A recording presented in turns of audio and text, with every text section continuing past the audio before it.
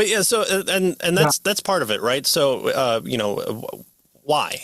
It's because we've kind of regulated education to a feminine role, a feminine aspect, and I think that there's kind of two reasons for that, and it picks into our question here of could this be a problem?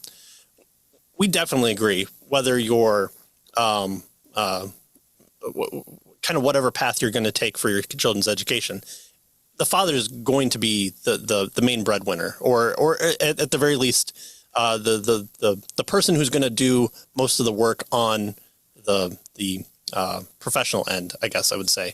You could still have a parent with two households, but for the most part, the mother is mostly going to be the primary teacher there, as you said, within the confines of that stipulation of the spheres of responsibility.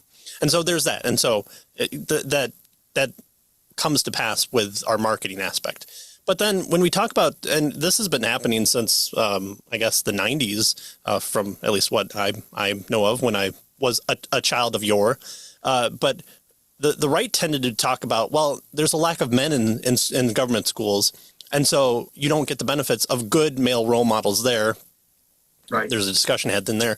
And so then even within the confines of that aspect, on the local level, on the teacher level, on the curriculum level, it's always been a thing, especially for boys, but also, the boys aspect is more clear because you're seeing the contrast of, the boy wants to dig in the sand and learn how trucks work, and the teacher wants to, talk about how much a bag of apples cost if you add 5 apples to it.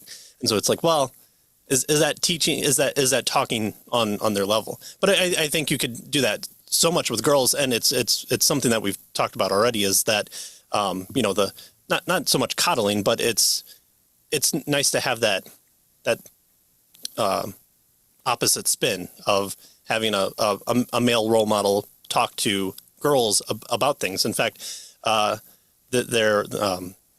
post all these research facts in the video when I do it. But one researcher finds that homeschooling gives young people, and I'm here talking about young people, or homeschooling, but I'm kind of broadening it out, it gives them an unusual chance to ask the questions such as, who am I and what do I really want? And through the process of asking such questions, gradually answering those questions and having that mom and dad aspect, or the male and female aspect into it, I think helps to educate. Home-educated girls develop the strength and resistance abilities that give them an unusually strong sense of self.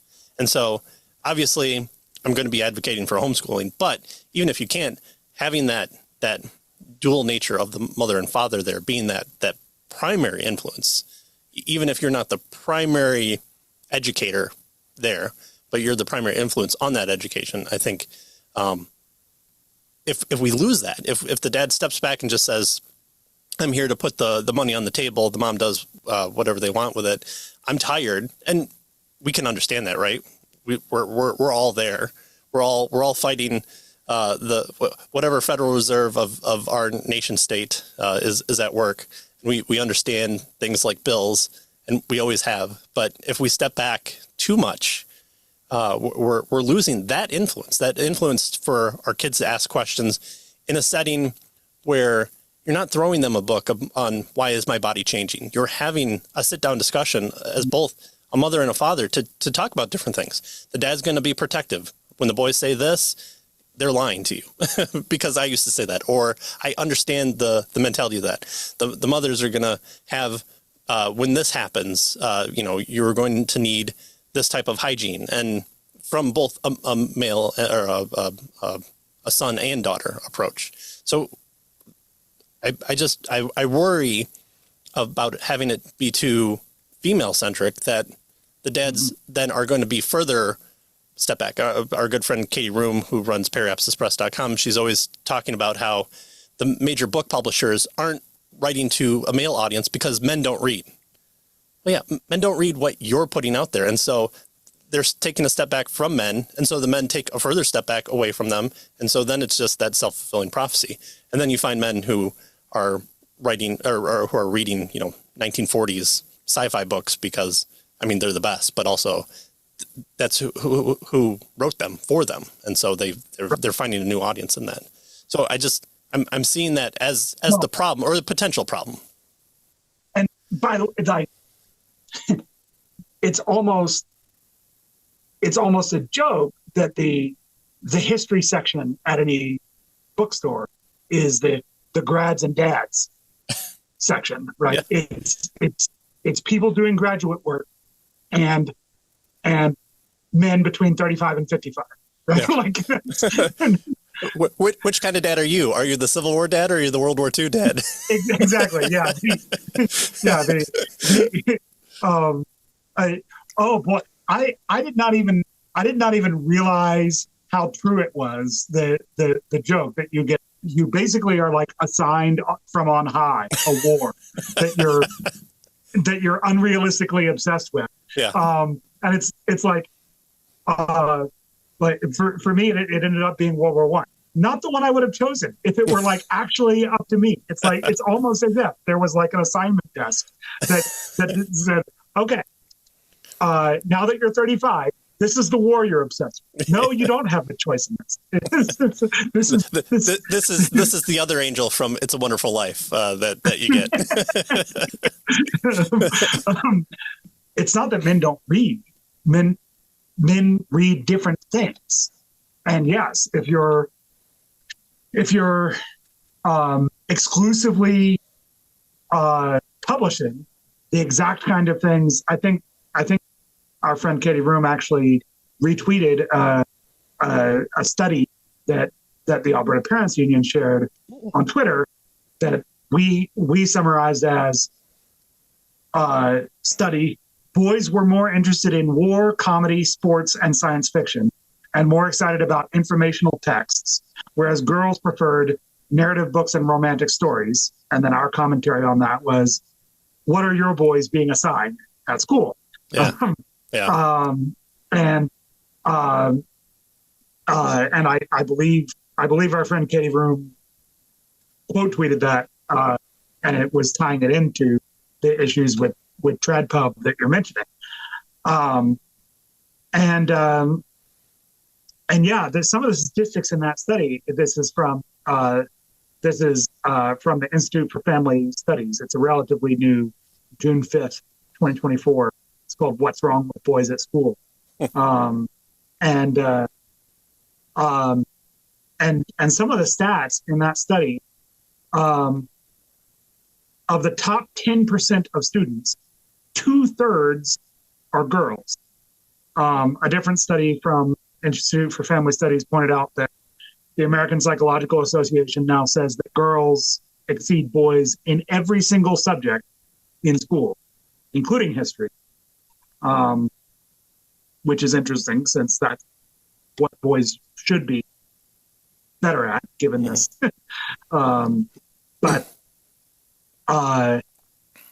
But yeah, women outperform men in terms of school readiness in kindergarten, GPA, college enrollment, and degree attainment. Of the top 10% of students, 2/3 are girls. Boys comprise nearly 2/3 of the bottom 10% of students. And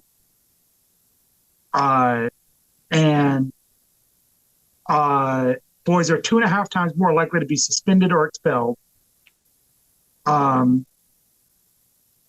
72% of all expulsions in this one data set and 70% of suspensions were of boys. So imagine that you had, I don't like playing the conservative boomer, like, imagine if the situation were reversed, but I'm just, but let's just, I think it genuinely is harder for people to realize. I think we're so, I think education has, as a field, has been so effeminized as a field that it's almost difficult.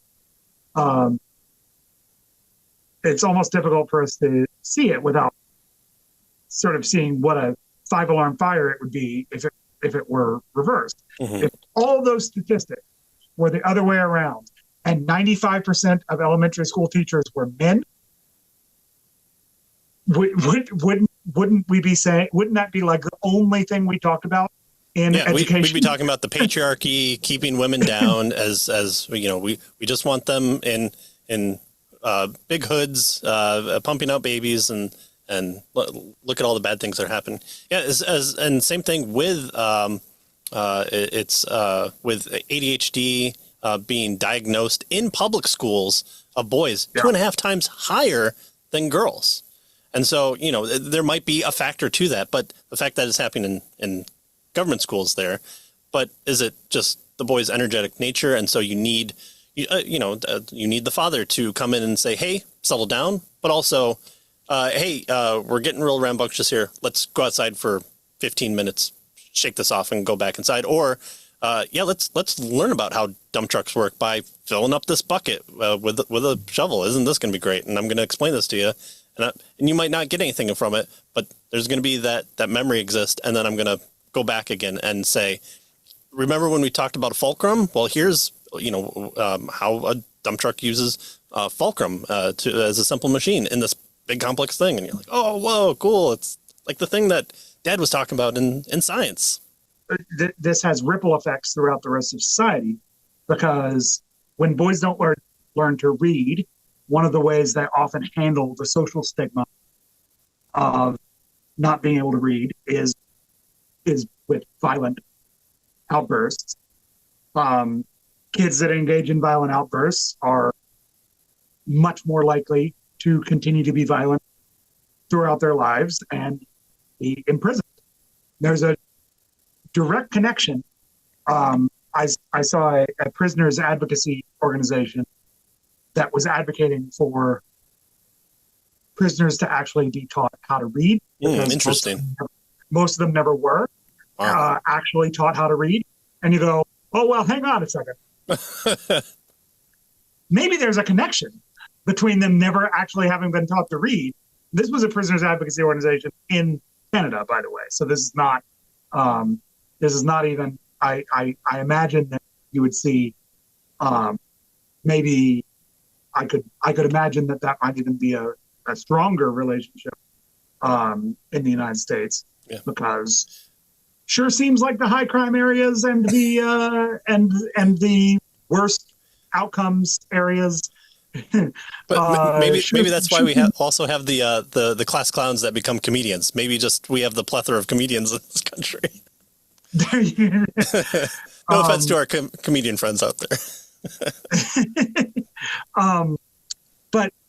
But yeah, it's exactly. Acting out comedically is one of the things that boys are very likely to do when they can't read. I would imagine you'd find a similar rate of never having been taught to read among professional comedians as the prison population. Just obviously, one of those is a much more positive response to that outcome than the other.